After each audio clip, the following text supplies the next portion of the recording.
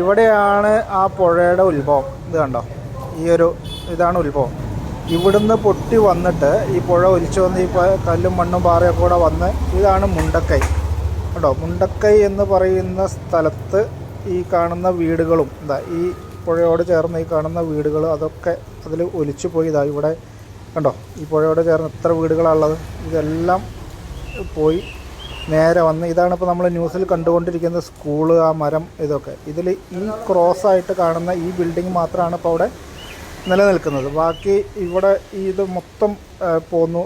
ഈ കാണുന്നതാണ് അവിടെ ഒലിച്ചുപോയ പാലം. ആ പാലം, ഈ കാണുന്ന അമ്പലം, ഇതെല്ലാം പോയി. ഇത് പോയി അവിടുന്ന് നേരെ വന്ന് ഇത് കണ്ടോ, പുഴ വരുന്ന വരവ് കണ്ടോ, ഇതിലേ വന്ന് ഇവിടെയാണ് സൂചിപ്പാറ വാട്ടർഫോൾസ്. ഇത് കണ്ടോ, ഈ സൂചിപ്പാറ വാട്ടർഫോൾസ് അങ്ങോട്ട് ചാടിയിട്ട് നേരെ അങ്ങോട്ട് കണ്ടോ, താഴേക്ക് ആ ചാല് പോകുന്നത് കണ്ടോ. ഇതിലേ പോയി ഇവിടുന്ന് ഇങ്ങനെ പോയിട്ട് ഇത്രയും കിലോമീറ്റർ പോത്തുകല്ല് കാണുന്നുണ്ടോ, ഇതുണ്ടോ, ഇത്രയും കിലോമീറ്റർ ഒഴുകി പോയിട്ടാണ് ആ ബോഡികൾ കിട്ടിയിട്ടുള്ളതെന്ന് പറഞ്ഞാൽ അതിൻ്റെ ഒരു ദുരന്തത്തിൻ്റെ വ്യാപ്തി എന്താണ്. അത്ര ദൂരം ആണ് ബോഡി ഒഴുകി പോയിട്ടുള്ളത്. നമുക്ക് ചിന്തിക്കാൻ പോലും പറ്റാത്തത്ര ദുരന്തമാണത്. ഇനിയും എത്ര ആൾ കിട്ടാനുണ്ട് എന്നുള്ളതാണ്. വല്ലാത്തൊരു കഷ്ടം തന്നെ അല്ലേ.